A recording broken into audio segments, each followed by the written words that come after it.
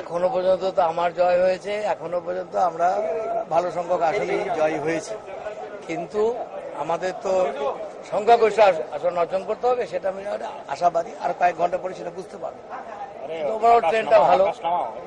এই লড়াইটা আমি এই জয়কে উৎসর্গীকৃত করছি শিলিগুড়ির যারা উন্নয়ন প্রেমী মানুষ, শান্তিকামী মানুষ, যারা গণতন্ত্র প্রিয় এবং যারা একটা স্বচ্ছতা চায়, সততা চায় উন্নয়নের সাথে, যে মানুষরা আমাকে সাহস জুগিয়েছে, উৎসাহিত করেছে, মানসিক বল দিয়েছে, আমি তাদের জন্য এবং আমাদের অসংখ্য বামপন্থী কর্মী এবং কি বহু অবামপন্থী কর্মীরাও, তারাও আমাকে যেভাবে উৎসাহিত করেছে, সাহস দিয়েছে, আমি তাদেরকে আমার জয়টাকে উৎসর্গ করছি।